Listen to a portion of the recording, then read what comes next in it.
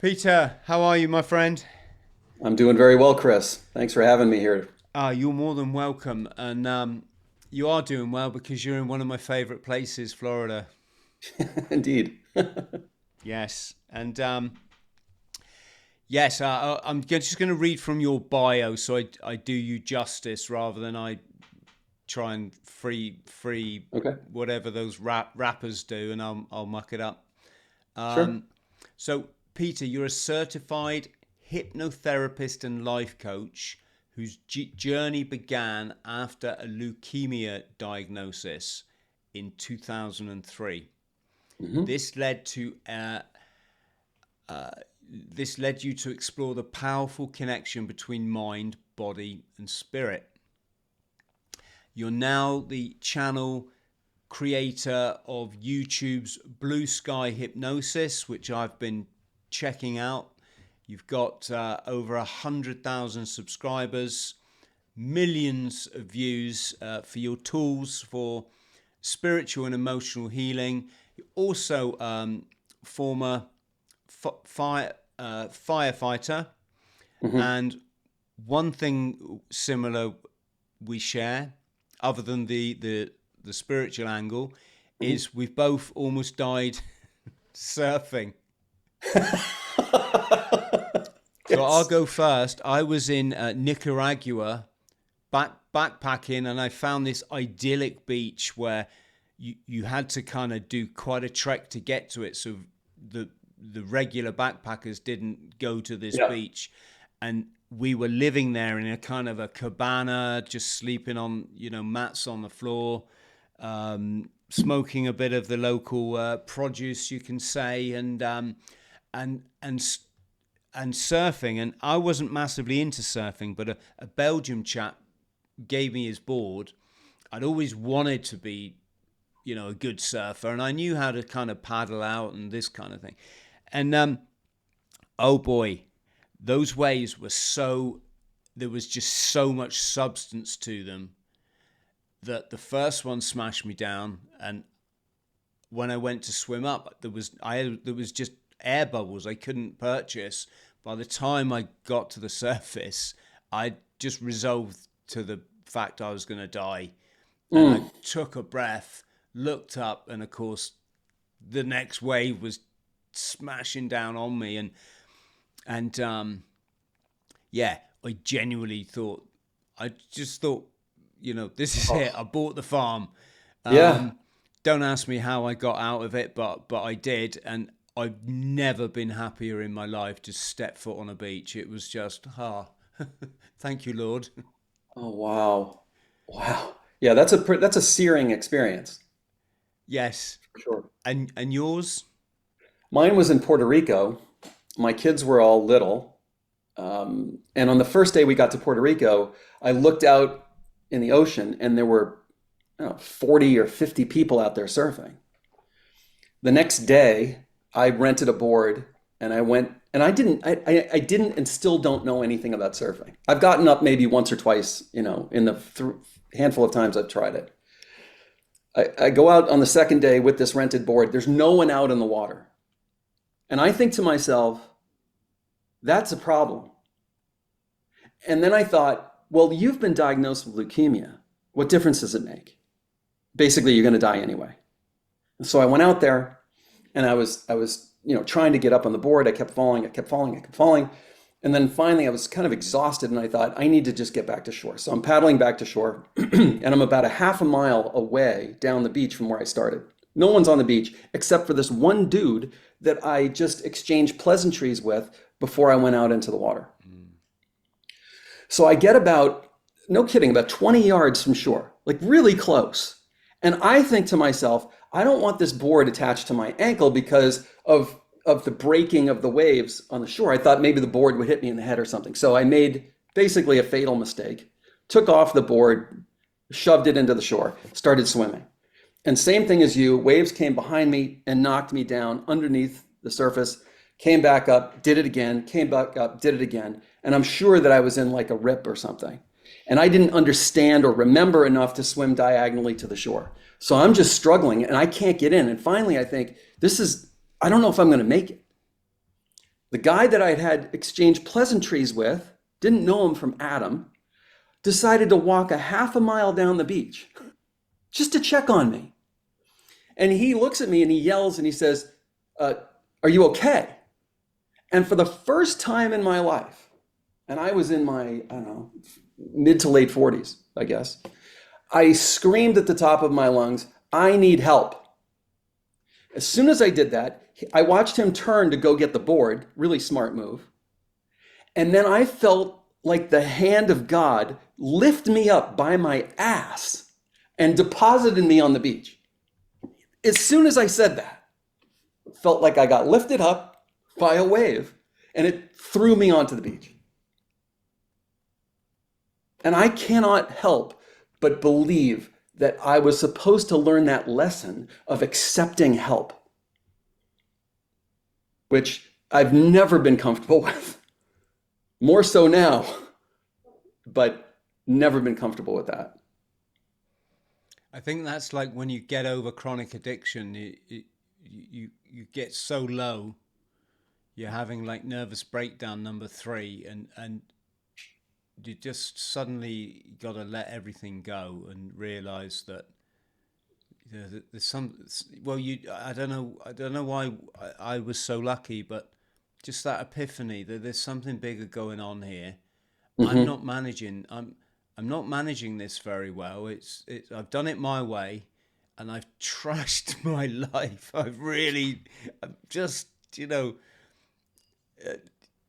I used to have a job. I can't even think about it. I'm not even like a million miles from being employable now, and crazy. So, yes, I don't really know where to start, Peter, but what I want is for people watching to instantly realize this podcast is for you, friends. One thing I do know about YouTube audience, not that we're only on YouTube, but YouTube's a good example, is are you familiar with the dimensions of enlightenment? So third dimension is kind of like the Matrix. Fourth dimension are people that are waking up to the programming and realizing that, I don't know, Mm-hmm. Yeah, and maybe then maybe we're all moving towards fifth dimension yeah, maybe consciousness. Yeah. fourth dimension have realized these medical interventions are probably not in your best interest. And then, of course, fifth dimension is when you step over the threshold into into spirit, Mm-hmm. where you realize this meat suit is a vessel for experience in life. It's not where the buck ends. That Yes. you're part of something bigger. That there's this great big experiment of which you're a part, Peter, and I am. So I'm you, and you're me. We're life experiencing itself subjectively. And Mm-hmm. then, of course, you reject them. You don't reject, but you understand the material aspect of life is not going to make you happy, and this kind of thing. And of course, that love is, the love that we were all told was a bit sissy when we were kids. We now realize actually it's the most important ingredient in Mm-hmm. life. So Mm-hmm. I would say to people watching that I congratulate anyone on getting to the fourth dimension and querying what's going on in the world and why have we got, for example, in the UK, rampant illegal immigration. I know the Mm-hmm. States is the same. Um, it's great to get this, but I think the real the you know the kind of money shot, if that's the right word, is when you realize that if life is energy, vibration, and frequency, Mm-hmm. there's people there that they well understand this, and Oh yeah. it's not the politicians; they're just the puppets that are put in Yeah. place. There's people above that are just manipulating you. They're doing it with the beauty culture, with the indoctrination which we've been sold as the education system, with the medical narrative which we unfortunately can't talk about here. Mm-hmm. Mm-hmm. And sorry, Peter, I always like to talk a bit at the beginning of the show, just so everyone kind of knows where I am, they know where they are, and then you also know. So what would you say to these individuals then, that they're awakened, they get that something's not right, and they would like to see change? What I'm just going to hand the floor over to you, Peter. What do you think? Well, let me clarify the change within themselves, change in the world, or both. Well, perhaps you could suggest. Okay, well, I mean, Gandhi did say, be the change that you want to see in the world. And prior to going live with you, we were talking about the Hermetic laws, the Hermetic principles, these 7 principles that govern the behavior of the universe. And the one that I really spend a lot of time thinking about is the law of correspondence. As above, so below. As within, so without. If I walk into a bar and I'm pissed off, I'm angry, I'm going to experience that being reflected back to me by other people. Right? If I walk in and I'm feeling really good about myself, I'm going to have that experience being reflected by other people. And all of our attention in our culture is generally focused outside. You know, if I get the corner office, if I get the really hot girlfriend on my arm, if I get the facelift, if I get the new set of clothes or new car, then I'll feel good about myself. You know, that person is this, that person is that. And it takes us away from where our real power is, which is inside of us. We have the power to change what's inside of us. And when we do that, we become an agent of that same kind of change all around us. And this can happen for either good or for ill. So would an example of that be, there's a lot going on in life at the moment. You can understand why people are upset.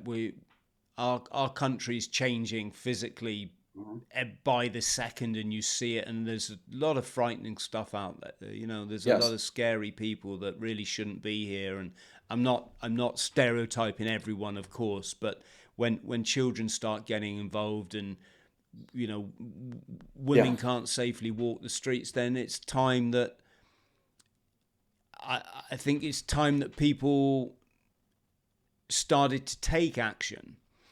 Mm-hmm. But I guess the issue, Peter, you know, please give us your perspective on this, is if you're kind of knocking back 2 bottles of wine every night, and you're the kind of road rage guy in the morning because it's always everyone else's, you know, fault, and you're in a job that maybe it's a bit dead end, you're not quite happy, but you kind of don't do anything about it. You don't, for example, get a morning routine and get up an hour early and have a bit of meditation time and go for a walk and, you know, smell the roses, and you tend to gravitate to the doom videos on the you know, and scrolling for the dopamine hit. And I guess what I'm getting at is I always think, like, yes, you're upset about what's going on.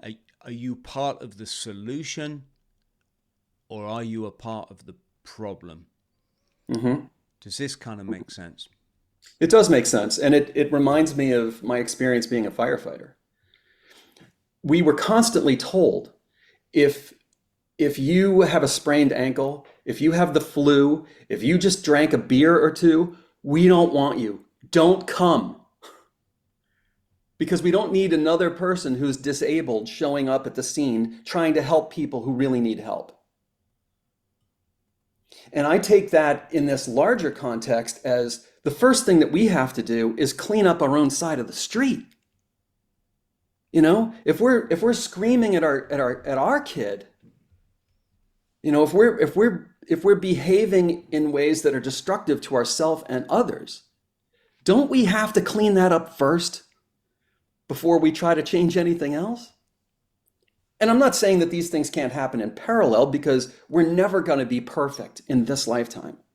But I think we have to put some attention on us. Am I fit to go to an MVA, to a motor vehicle accident, and help somebody who needs to get cut out of their car? Am I fit? Am I in a state where I can actually help if I go to the scene of a structure fire, right? And do what needs to be done there. Because if I'm not, I have no business over there. And I also think that we have kind of, since we were kids, we have this inner bullshit meter. If our parents are saying, yeah, you're spending too much time watching TV while they're sitting there watching TV, bullshit meter goes off. Well, I think we have the inner bullshit meter for ourselves. Yes. There are all these phrases like, physician, heal thyself. First do no harm. Yes, it makes me chuckle. I quite often meet people that watch my show, and they always introduce themselves. Hi, Chris. I love your show.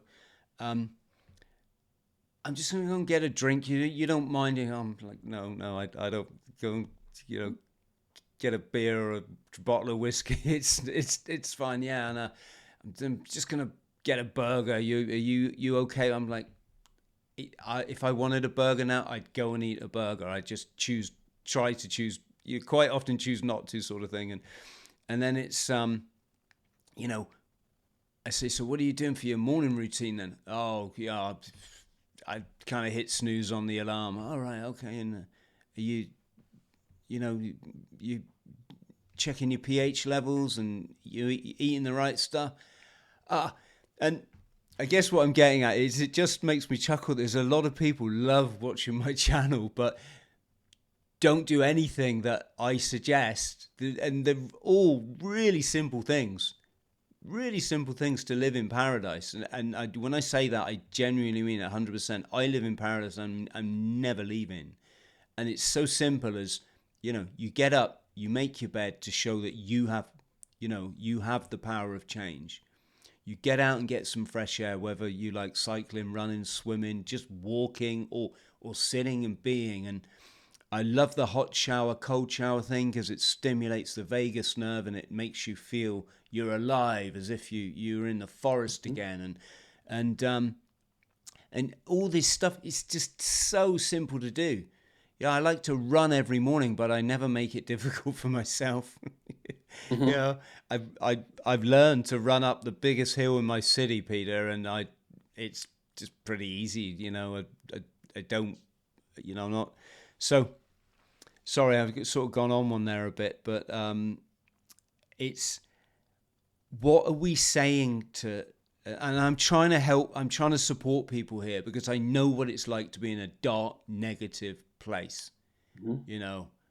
I think because I've been in that dark place, that's why we're having this chat now. But what are we saying to individuals then, Peter, that are, maybe they're not happy in their life, they haven't got the job, they don't like what they see, in the media? So I think from what you've just said, what I hear is kind of the willpower, that if I just exercise enough willpower, then I will be able to do these things and I will feel better. There's another side to the same coin, which is, what is it from your past that's holding you back? So the job of the subconscious mind is to protect you. That's its job. And it has no concept of time. So something that happened when you were a child, it's to the subconscious, it's happening now. And when people say, I've been triggered, we all know what this means, that we hear this all the time. What that means is that an old wound has been activated inside of me, and my body has moved into fight or flight response. It's moved into the sympathetic nervous system response.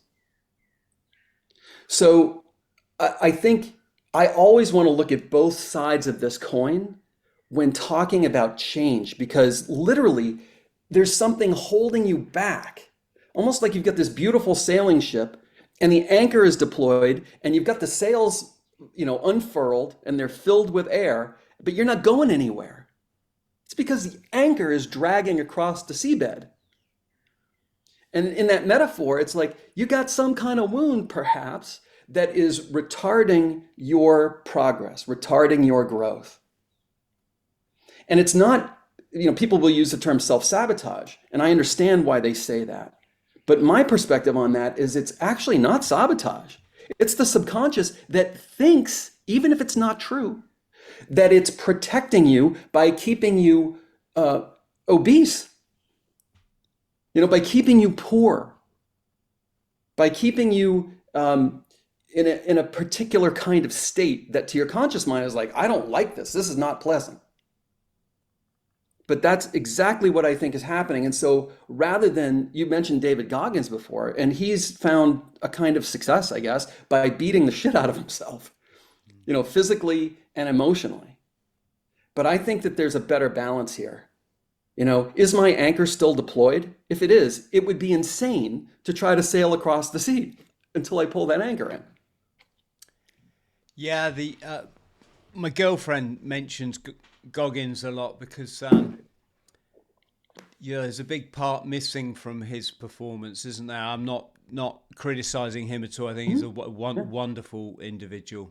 He is. He's got an incredible story. Yeah, absolutely super guy. But it's great, it's all well and being good telling someone to man up and get over it and get out there and smash it and run 100.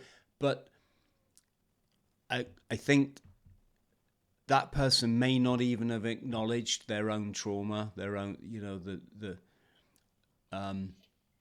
and I don't know, how do we feel about this, Peter? This,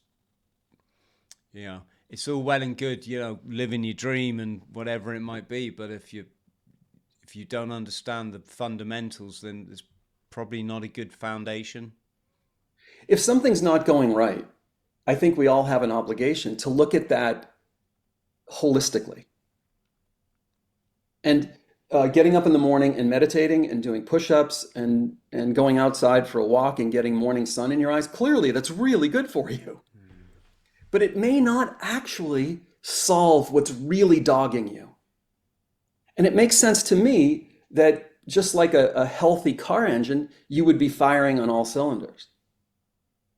And it wasn't long ago, I was watching this amazing roundtable where this scientist was talking about the 3 factors that govern the behavior of the universe. And at the highest level that governs everything, she said, is information, which is basically like consciousness. And the next level down, she said, was emotion. And the final level is physical, material reality. So if something's not going right, what is at that highest level for you in your consciousness? And I think of trauma that is taking you in a direction or making it harder for you to go in the direction that you choose to go, that you want to go.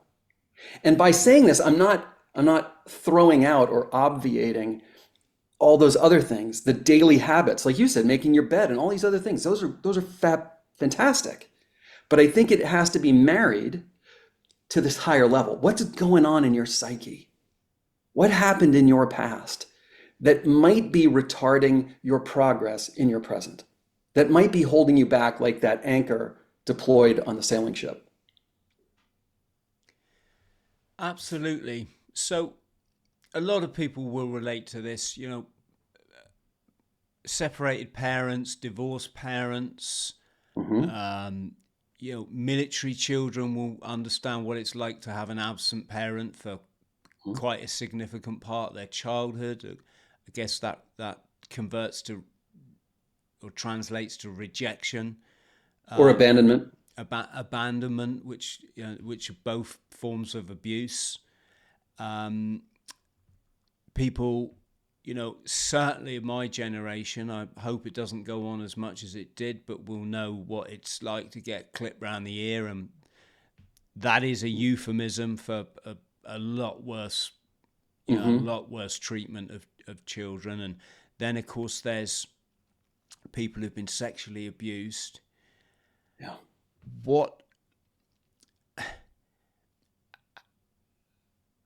How would this manifest in adult behavior if it's gone pretty much unaddressed, as most, society's not trauma informed, is it? You've just Not got to really. look at a typical Facebook conversation to see how thoughtless people are in the way that they interact and triggering off. We got a massive mental health crisis in the veterans community, and we lose a lot of people to suicide. And I totally get why.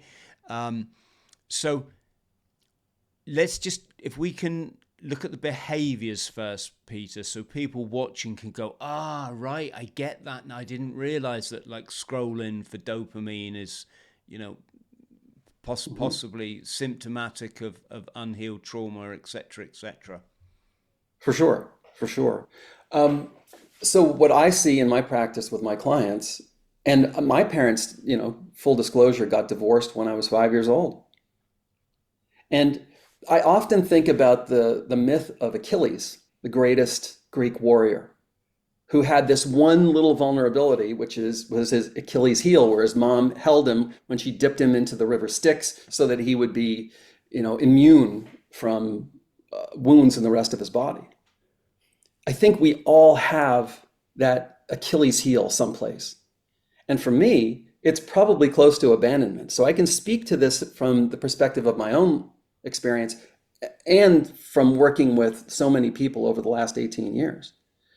One of the symptoms of that, I would suggest, is a kind of shutting down. When a person perceives danger, because that's how the subconscious mind is perceiving it, they can just shut down. And in a relationship, that's not great. That's not great behavior. They can avoid certain things. They can withdraw and avoid certain things, and thus miss out on a kind of richness of life. To your point, any kind of issue can result in what we would call addictions, where a person is trying to temporarily escape from an unpleasant feeling that they're having. And it isn't necessarily like, consciously I'm thinking about something that happened in the past, and now I'm going to go do this thing to soothe me. No, it's like automatic. 93% of your brain's processing power is in the subconscious mind. You have 60,000 or so thoughts a day, and you're only aware of about 3 to 5% of those thoughts. So it's just this automatic thing happening over and over again. And I'm sure your listeners can identify with patterns that they find themselves in that have been going on maybe for decades. And they try to use will force to break that pattern, and it might work for a little while, and then they go right back. If the thermostat is set to 72 degrees, it might go up to 73, it might go to 74 before the system shuts off. It might go down to 68, but it's going to hover right around that place, that set point. And I believe that our programming, that highest level, that information level, is governing behind the scenes all of this behavior. And if I can, I would like to point this out, that our cells, every cell in your body, is completely replaced every 7 years. Why, if you got a scar, like you got a cut and a scar resulted on your left forearm when you were 7 years old, why would you still have that scar when you're 28? There's got to be some kind of blueprint that says you have a scar in your left arm. Let's recreate that. To me, this is fascinating. Absolutely. Do we know why that is? Do we have any thoughts why that is? Well, my thought is that your, whatever you want to call it, your subconscious mind, your higher self, your spirit, whatever, has said, this is part of who Peter is. He's got the scar on his left forearm. So we're going to recreate the scar as we're creating new cells in that part of the body. And we're going to do it over and over again. At a minimum every 7 years. It might be every 4 years. And there's something else that's tantalizing along these lines, which is, I remember reading a New York Times article, I think I still have it somewhere, from 1989. And what they said in this article was that for over 100 years, clinicians have recognized that people with multiple personality disorders can have these remarkable changes when they go from one personality, Ralph, into another personality, Stephen. including the appearance and disappearance of scars, the appearance and disappearance of wounds. And as a hypnotist, I think, well, if Ralph thinks and believes he has a scar, but Stephen doesn't, that's why it goes away. And when he goes back to Ralph, that's why it appears again. And I'm not saying, oh, I've done a deep dive into this and I've released it. I'm just talking about this article from the New York Times from 1989. You know, left-handedness to right-handedness and then back to left-handedness. You know, aspects of the personality obviously change, but there are also these physical things. Yes, And we think fascinating. of physical aspect as being immutable, but back to that scientist that said, here are the three levels of how the world or the universe works. The highest level is information. The lowest level is physical. So it makes sense to me that the highest level, information, can affect the lowest level, physical. And now we have a word for it, which is called epigenetics. So epi, I think in Greek, means above or higher than genetics. So it's been proven that you can change your genetic expression through your mind.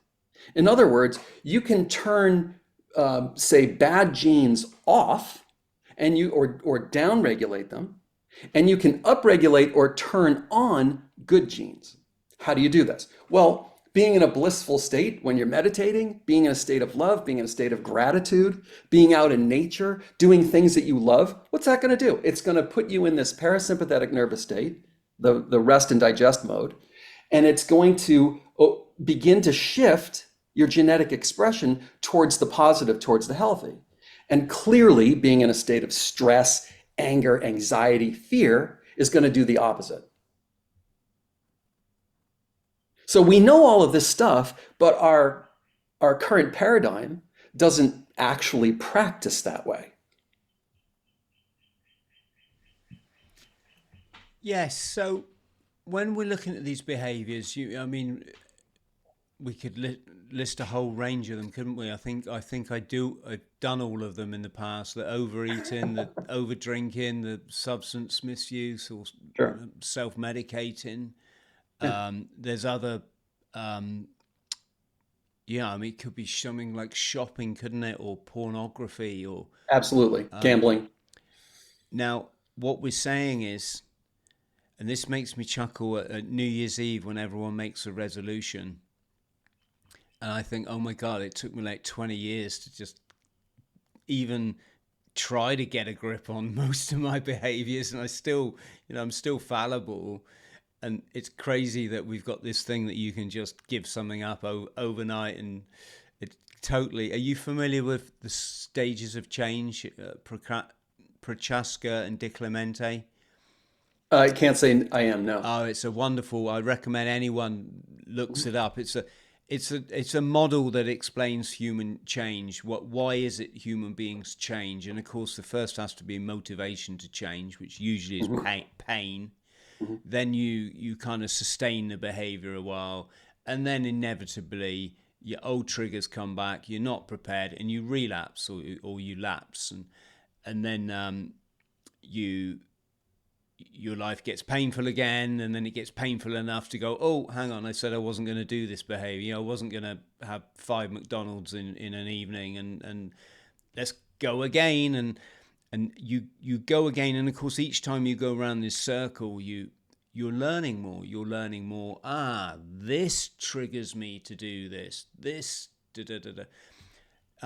So that's for anyone interested. Prochaska and Di Clemente, stages of change. Type that into a search engine and you'll see what I mean. What are we saying then with people that they sustain the change for a while and then they go back? Are we saying that's the unresolved deep down issue, the driver? 100%. 100%.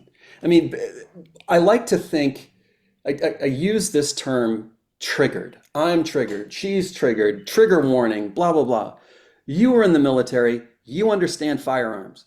If you don't want a gun to fire, there's a couple of ways of doing that. right? One of the ways is you don't trigger the gun. The other way is you put a safety on. And the most effective way is you unload it. You take the magazine out and you make sure that there's nothing in the chamber, right? Lock the slide open. It can't fire now. You can keep pulling the trigger all you want. It's not going to fire. So in this metaphor, if someone's being triggered, we could say that's because their gun is loaded. Well, what's it loaded with? It's loaded with a trauma. And that trauma can be healed. And remember what I said about how the subconscious functions. Its job is to protect you. It has no concept of time. So I don't care if the trauma happened last week or if it happened 50 years ago. It's still alive in your subconscious mind. And you know it because you get triggered. So why not fire on all cylinders? Yes, use your will force. Yes, use your conscious mind. Yes, come up with a routine. Yes, get support. Other people that are going through the same thing, perhaps. Make sure that the alcohol is not in the house. Absolutely. But why not simultaneously find out what's driving this? Why did you take the first drink? Does it make you feel like you're whole, like you're complete? Does it make you feel like you're okay? Do you stop thinking about your problems? Does it make you feel like you're connected to a deceased relative who was also a drinker? It's going to be different for different people. And what is the exact moment where that was created? And in hypnosis and using other tools, people can figure this out. Oh yeah, I'm 5 years old and I'm sitting in my grandmother's basement and my dad's drinking at the bar and I'm looking at him and thinking, wow, what a cool guy he is. Or how much I want him to love me and to respect me and he's not putting any attention on me. That could be the moment. Something like that.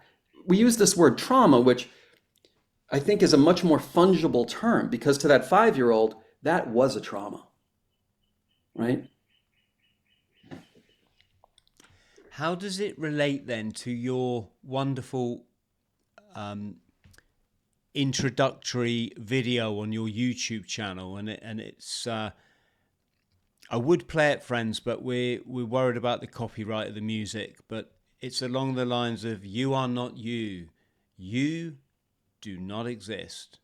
You are not your job. You are not the car that you drive.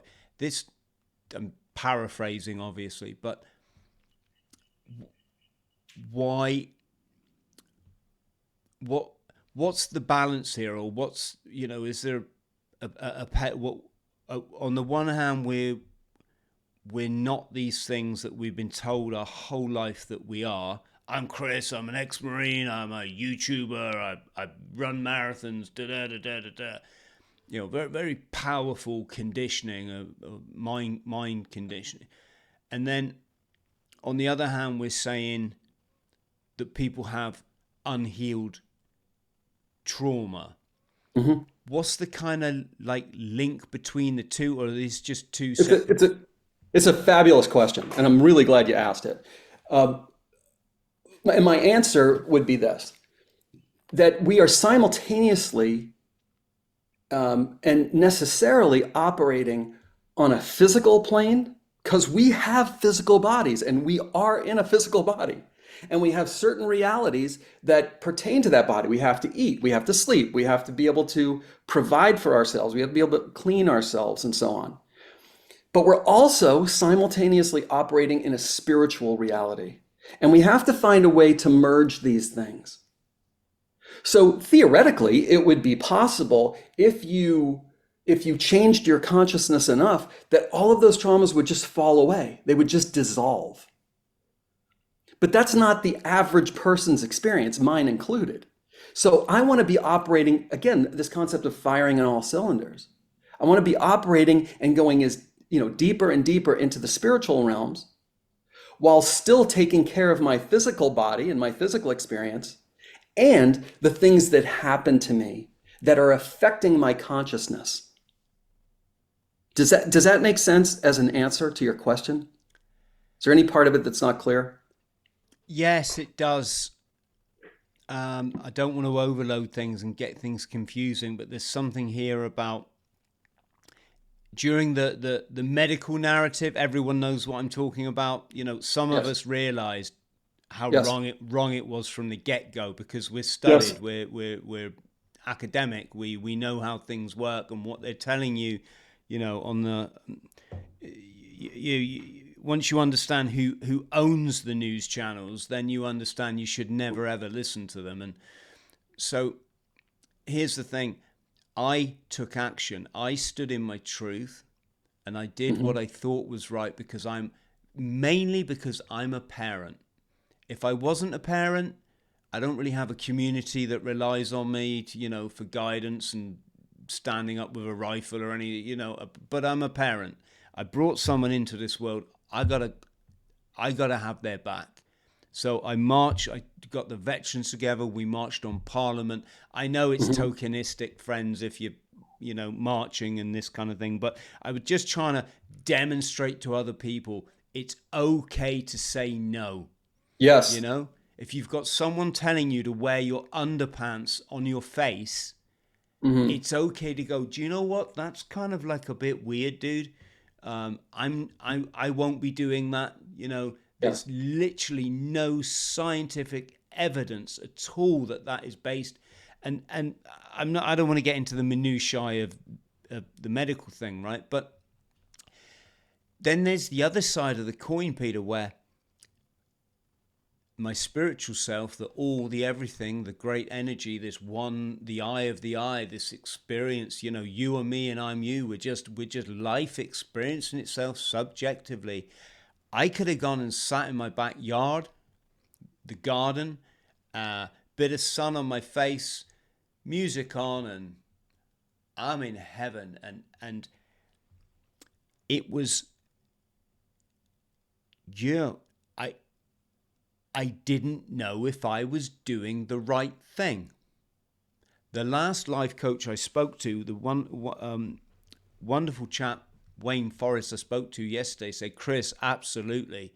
When they're coming over your borders and your family is in danger, obviously I'm talking about the immigration, absolutely you stand in your truth and you do what is right. And that's what you're saying, Peter. That's the material Mm-hmm. aspect of this existence, isn't And I it? had this experience as a firefighter. Maybe you had it in the military. That I'm doing chest compressions on somebody that we find floating face down in a pool, and there's three of us taking turns doing chest compressions on her, trying to get her heart going again. Physical, right? We're doing everything that we can to save her life. We get her heart going and put her in the ambulance, and she goes off to the hospital. And I find out later that because her brain was so damaged because she was without oxygen, that she died. Well, I'm simultaneously doing everything I can possibly do in that moment to try to save her life on a physical level, on a human level.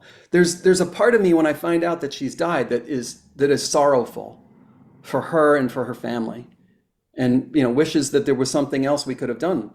But then there's a spiritual part of me that's like, that's her path. That's her path. And you have to allow, as one spirit to another, to let them walk their path. Because maybe that was what was necessary. Maybe that was her spiritual contract. Maybe the people that she left behind, for whatever reason, need to go through this experience. I don't know. But it brings peace to me to step into that part when the physical part has run its course. So I do think we're balancing these things. I've been told by my spirit guides in meditation that it is like Shakespeare said, all the world's a stage, all the men and women are merely players. Each has its entrance and its exit. That we are all like actors. We've taken on this role, right? This personality, and the word personality comes from the Greek masks they used in theater 2,000 years ago. It's not you, it's your personality. But we've taken on the personality the way an actor takes on a role. They play many roles in their lifetime. Is any one of those roles the actor? No. Does it inform them? Does it help them grow and change? Yes. So we have to hold, in my opinion, this awareness that that we are on a stage, that we are going through a kind of play, and that it has its own reality, but there's a larger reality outside of it. And that just like an actor on a stage, I want to do the very best I can. I want to make sure I've memorized my lines. I want to make sure I don't let anybody down. I want to make sure that I entertain the audience and I do all of the things that I'm there to do, that I'm being paid for. But I still have an awareness, this isn't me. Right? If the set falls down, if there's only 5 people in the audience, whatever, I get fired, I know this isn't me. There's a bigger reality.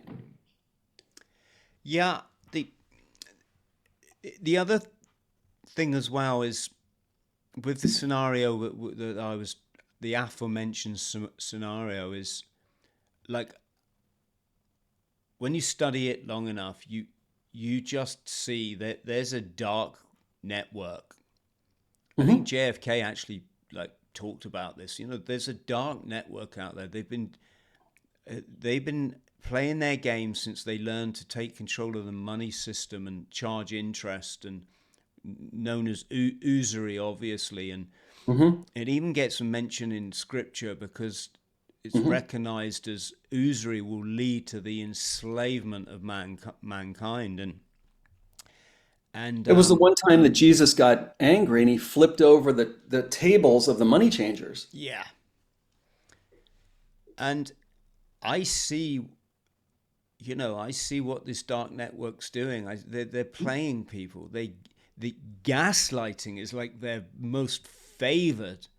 They put an idea in your head, and then they build you up or break you down based on this idea that was never even a thing in the first place. All these conversations about the transgender issue. I'm 55. I've, with the exception of Thailand, because things are different over there, I've physically met 2 transgender people in my 55 years. I've been around sort of others, but why is this a thing? Why if you go on Twitter, you'd think it's like literally the only subject anyone ever wants to talk about. And I get it. It's because we're being gaslit. We're being fragmented into identity politics. And so this is why I don't just go and live on a desert island somewhere and go,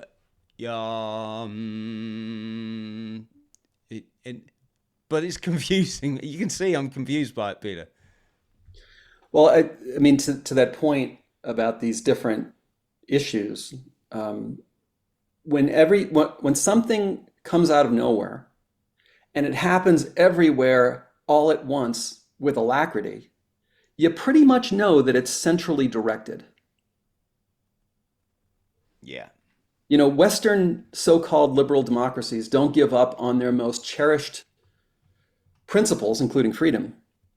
At the same time, overnight, and everybody does it all at once. It doesn't work that way.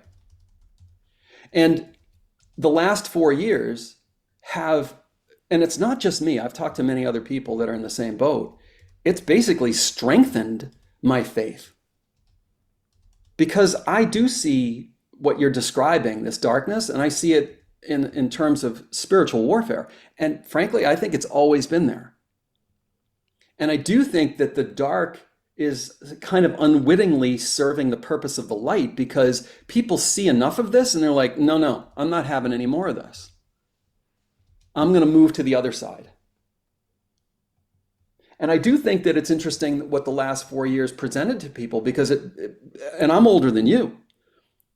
And for the first time in my life, I saw this, oh my God, somebody's either on one side or they're the other. There was no middle ground.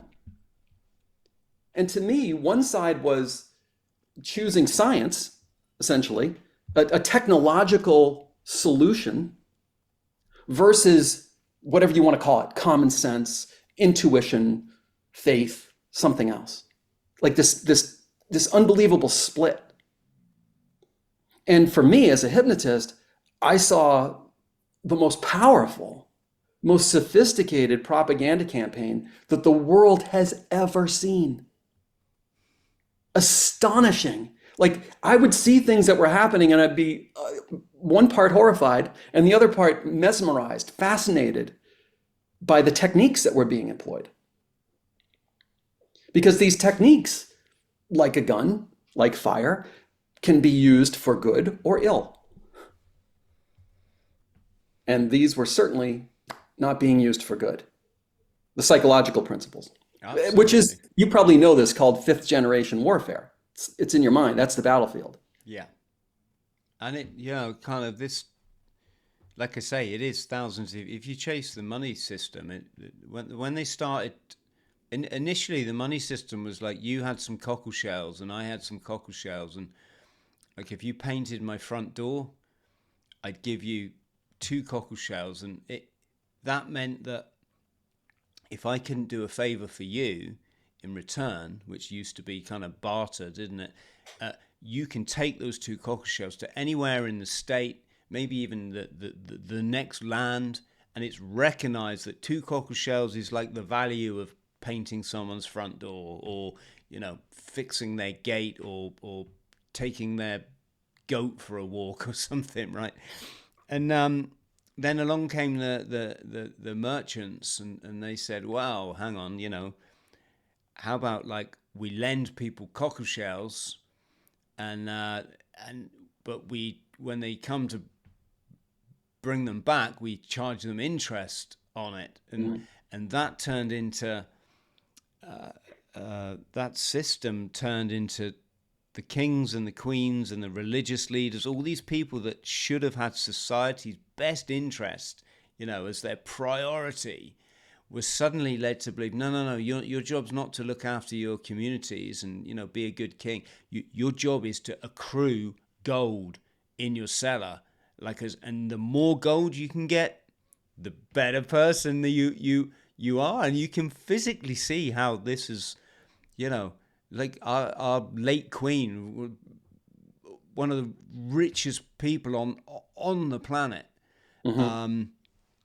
So, yeah, sorry, I got a bit lost then. But like you say, the psychological techniques. In fact, the techniques, full stop. If I'm learning a bit about Leninism at the moment, and biological Leninism is what we're seeing in society.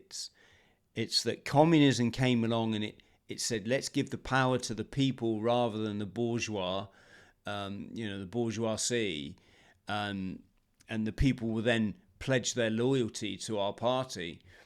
Mm-hmm. And then bio-Leninism is it's taken it one further, and it said, well, let's take the people and let's almost like reward them for what used to be seen as character defects. And by that I mean, I don't know, could be like ugliness, could be being black. If you lived in America X amount of years ago, it could be being gay or whatever. No, let's empower these people. And so rather than you just empower the people full stop, you're now empowering in these individual groups, and then you're playing them all off against each other. I mean, sorry folks, I didn't mean to sound like offensive to anyone. That wasn't the point of what I'm trying to say. I'm just not saying it very well, but divide and conquer has always been a powerful strategy for those in power, because they physically cannot rule over thousands, tens of thousands, millions of people. And one of the strategies, as I'm sure you're well aware, is to set groups against each other. Yeah. And by doing that, they diminish the power of the people coming together as one, and they remain in a position of power. And I would further say that from a psychological standpoint, what's happened over the last 4 years is that everything that people use as an anchor point to the world has been disrupted. Even the concept of what is a man and what is a woman. Like if you don't know what a man and a woman is, like how do you know if the earth is round or it's flat?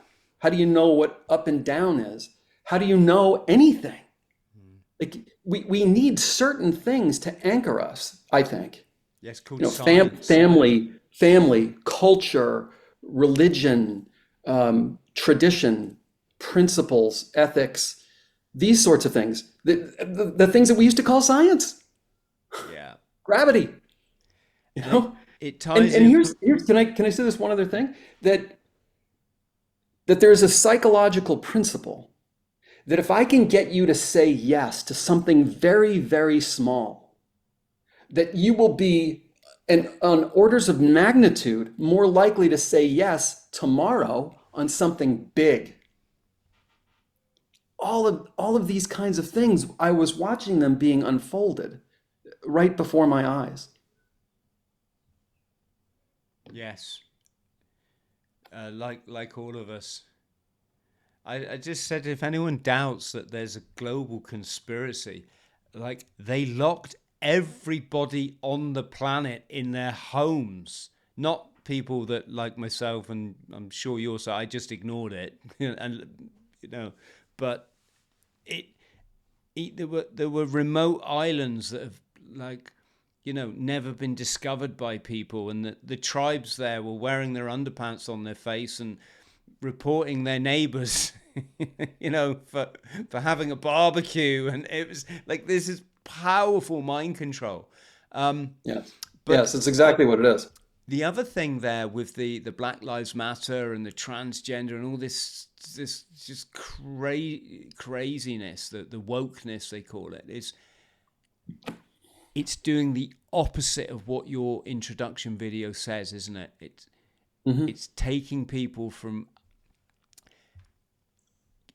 Surface level characteristics. seeking their power and their understanding in universe, in energy, in spirit, where you will get all your answers and you'll get your paradise. And it's locking you into your ego identity, Hmm. your little, Hmm. angry, greedy, shouty, hey, I'm black, you've got to respect me, and no, I'm gay, you've got to, I'm more important than you. No, no, I'm a boy that wants to be a girl, or that I'm a girl, and this is the thing we should be debating, and it, it's it's not teaching people, look, everyone's equal, we're all beautiful, everything's Hmm. perfect, Hmm. your future's golden. You've just got to stop engaging in that bullshit, because you're just gonna be unhappy your whole life. It's true. It's true. There's a lot of truth in what you say. I made a couple of notes here, Peter. What, incidentally, as a firefighter, you must have seen some pretty awful stuff. Hmm. Are you able to, without obviously, upsetting yourself or going into too much detail, can you give us an idea of what a firefighter has to witness? Sure. And I should make it clear that I was a volunteer firefighter in both Connecticut and in upstate New York. And in my communities, we were the first responders. About three-quarters of the firefighters in the United States are volunteers. And this means that you carry a pager around with you. And when there's an incident, your pager goes off. And if you can respond, you respond. And in some departments, like in Connecticut, you respond right to the scene and you have your personal gear with you. And in the case of New York State, you had to go to the firehouse and get on an apparatus and drive that to the incident. So what we would experience in those towns was a fraction of what you would get if you were a firefighter in New York City, for example, or another big metropolitan area. The example that I gave before of doing chest compressions on a woman who had drowned in her pool is an example. Being in a motor vehicle accident where a sister is, I never heard, you've probably heard of the word keening. I'd never heard somebody making that sound before, but a sister was screaming, keening, because her sister in another car had been ejected from the car and was dead on the road when we showed up. That kind of thing. A mother and two small children killed in a car wreck. Um, Fires, kind of the things you'd expect. A guy cutting his fingers off in a snowblower because he reached in there to clear the snowblower and the blades were still going. These are the kinds of things that I experienced. Two young men, and this is kind of an interesting story, I think. when I was first diagnosed with leukemia, this was my like everyday thought. This was the book of my life. This was, constantly thinking about what do I need to do to fix this, and can it be fixed, and am I going to die? Am I going to see my kids get older? And this one day, I was picking up our cat from the vet because the cat had cancer and had surgery to remove a tumor. And so I got the cat in this little carry case. I'm thinking about the cat. Is the cat going to live? I'm thinking about me. Am I going to live? And I'm driving home and my pager goes off. And you can always tell when it's a bad call because of the tone of voice of police dispatch. There's a kind of frantic quality, even though they're really good at keeping it under wraps and remaining legible. But you can hear it in their voice. And they talked about a motor vehicle accident that was only about a mile from where I was when I got the page. And so I drove directly to the accident scene. I got out, put on my turnout gear, went over there, and I saw a kid who turned out to be 18 years old lying on his back. Car's crumpled up, and I just looked at him like, he's gone. And then I went to the driver's side, and there was a guy who turned out to be 22, and his head was turned 180 degrees. Gone. And I thought later to myself, wow, 2 minutes before this happened, these guys probably didn't have a health concern in the world. And I was fixated on the cat and myself. And 2 minutes later, bang, they're gone. Like the only way, like for me, that was, I had to move into the spiritual realm to deal with that, That was remarkable, because people will say, you're not guaranteed, tomorrow morning, you're not guaranteed the next second, and you never know what's going to happen. And you're like, yeah. But when you actually experience that yourself in a way that is emotionally searing, it tends to drive it home. Like your experience almost drowning, mine. It drives it home in a very visceral way. So those were, those were a handful of the kinds of extreme things that happened during my time as a firefighter to people in these incidents. Yeah, there's a conversation there. I don't know if we should have it now, but I do say to people that you get so many people when you're ex-military that say, oh, Chris, I was never in the military, but I have a bit of trauma too, and they're just like so apologetic that how dare they compare their trauma to the stuff you guys must have been through. And my response is always the same: is to this day, I would say the vast majority, if not all, PTSD in veterans is childhood trauma, which was the driving force behind why many of us joined the military, was that yearning, that seeking, that need to belong, that need to prove ourselves.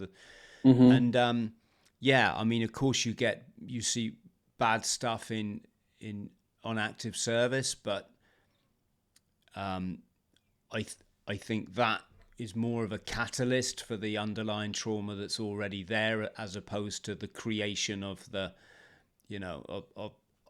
of the bigger issue, so to speak. I'm not saying that you can't, if you were in a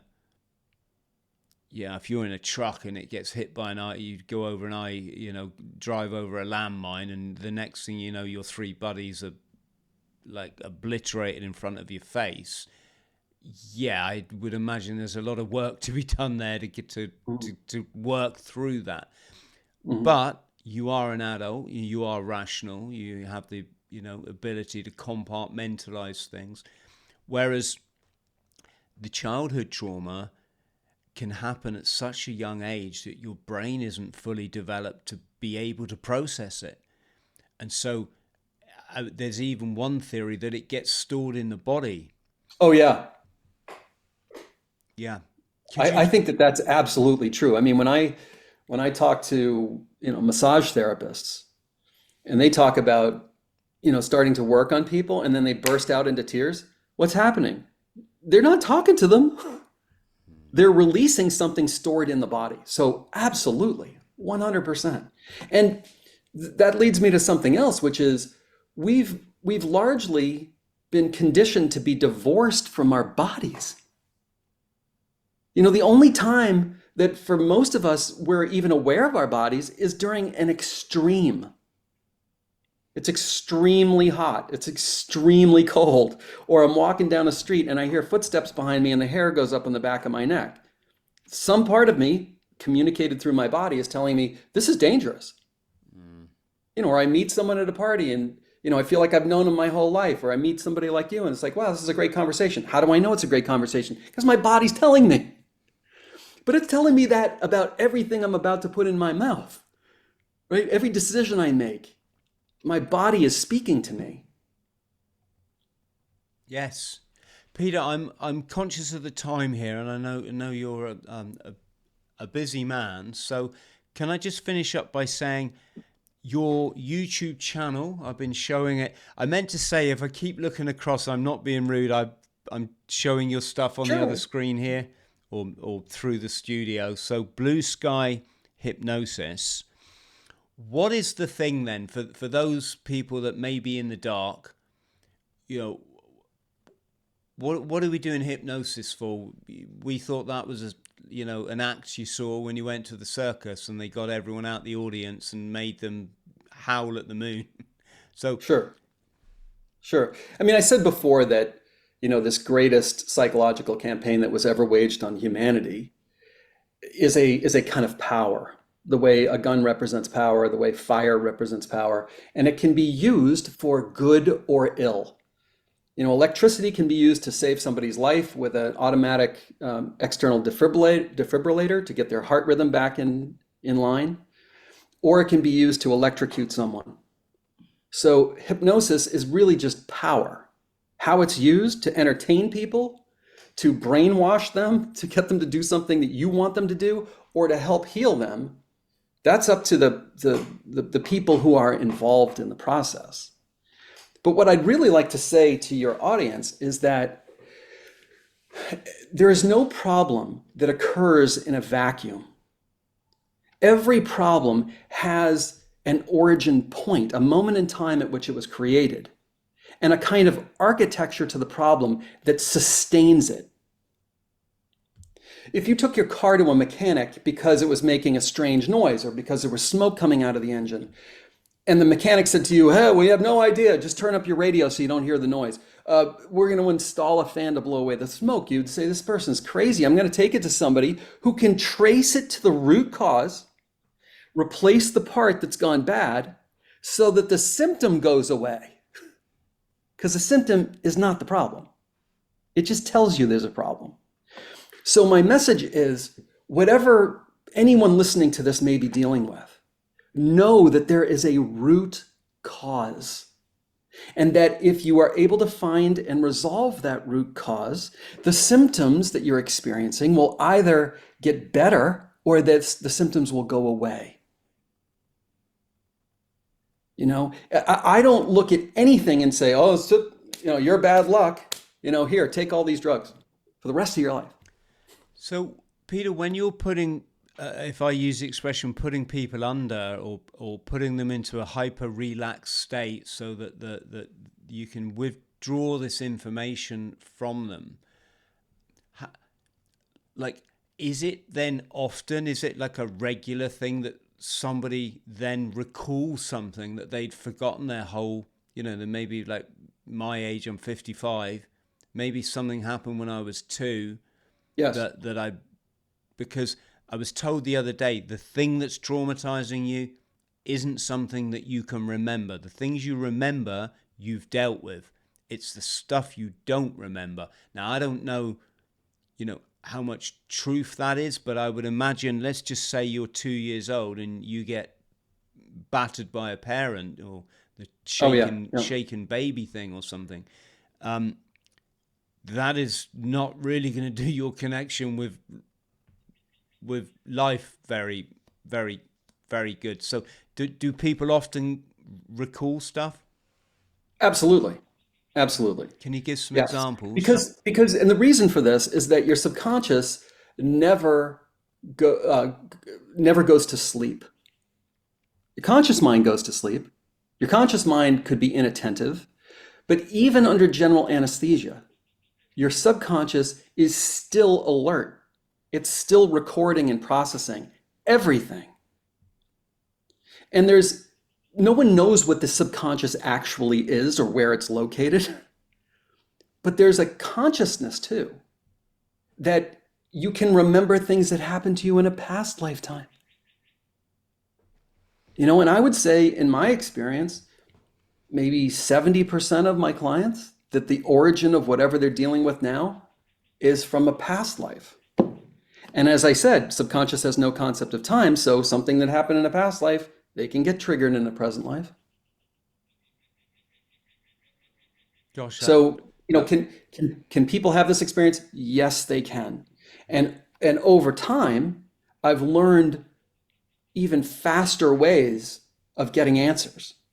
So one of the tools that I have my clients use is a pendulum. It's just a weighted object at the end of a string or a chain. And what this is doing is it's amplifying what your body's telling you.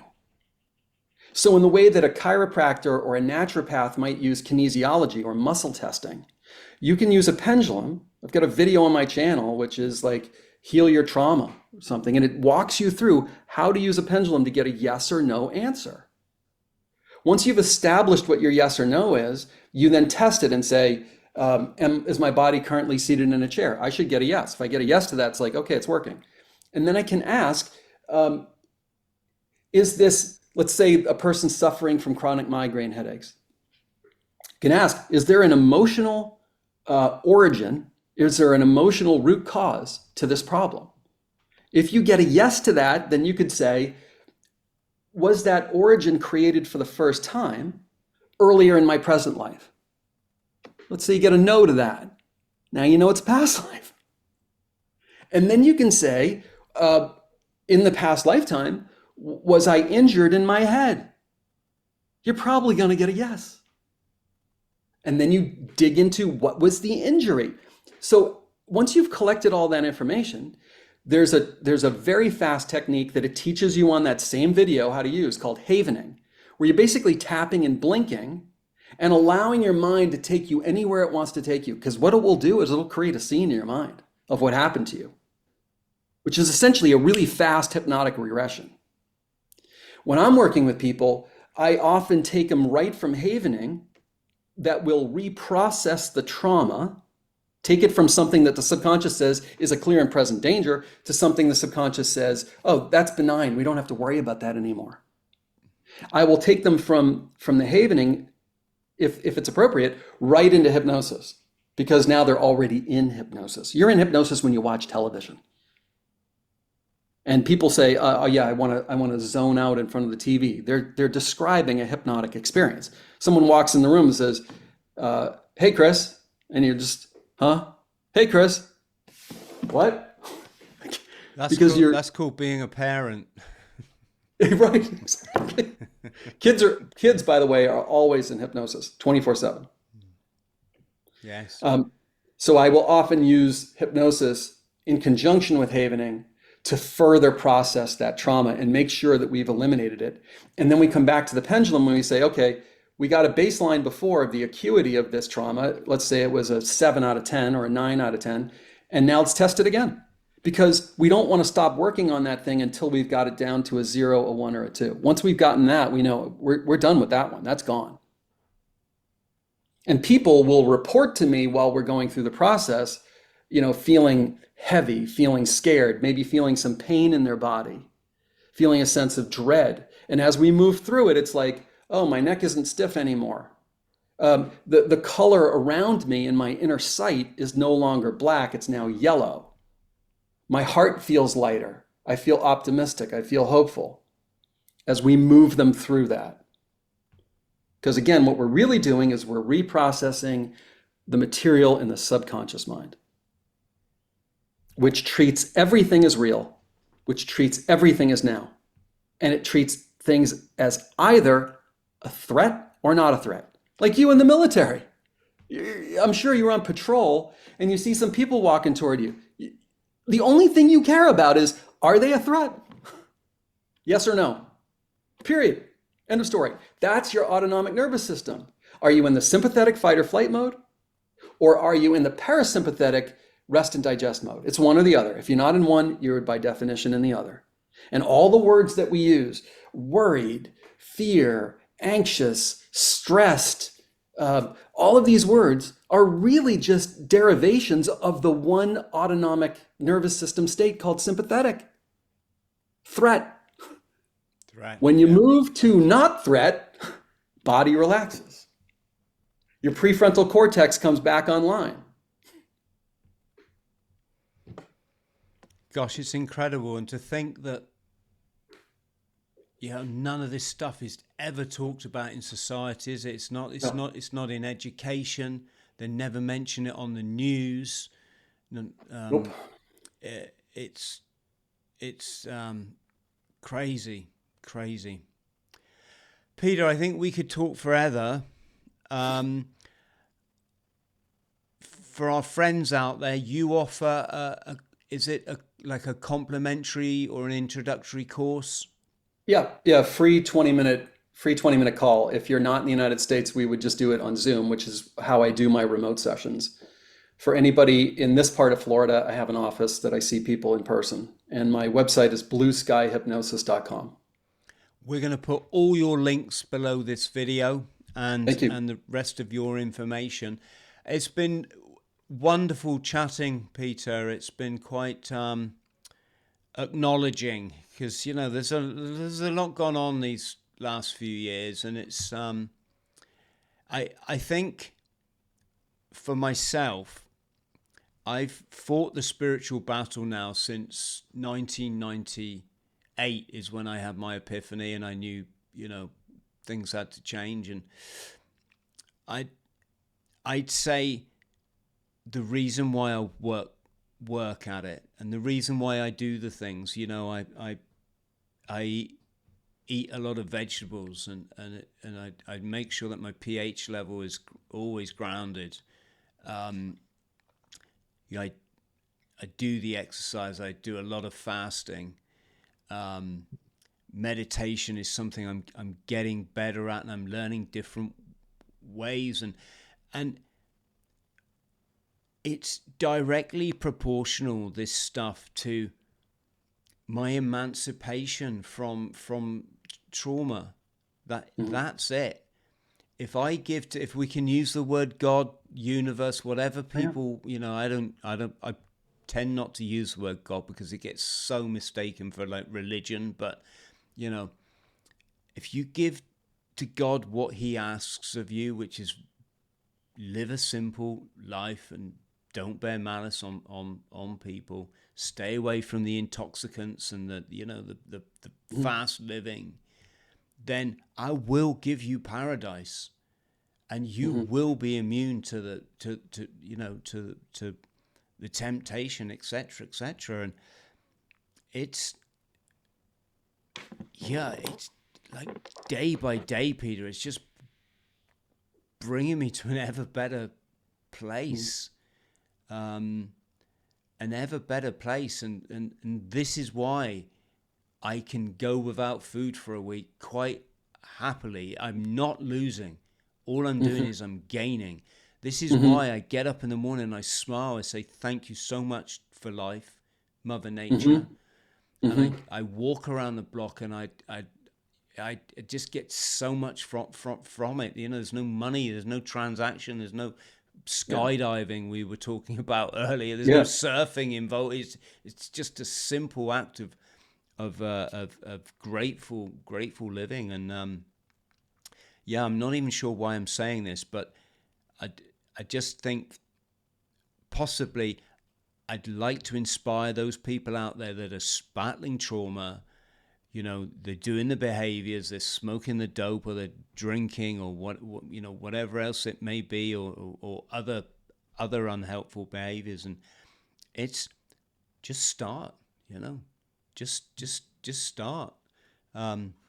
Get on it, and give Peter a shout, or even myself, whatever works Whatever for you. works. Yeah. Yeah.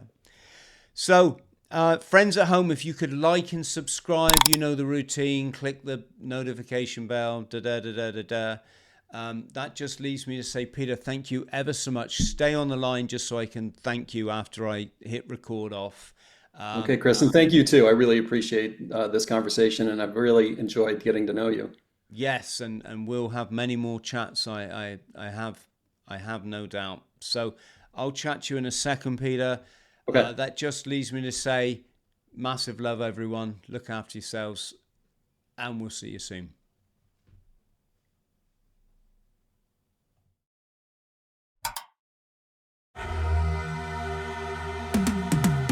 Cause I've been living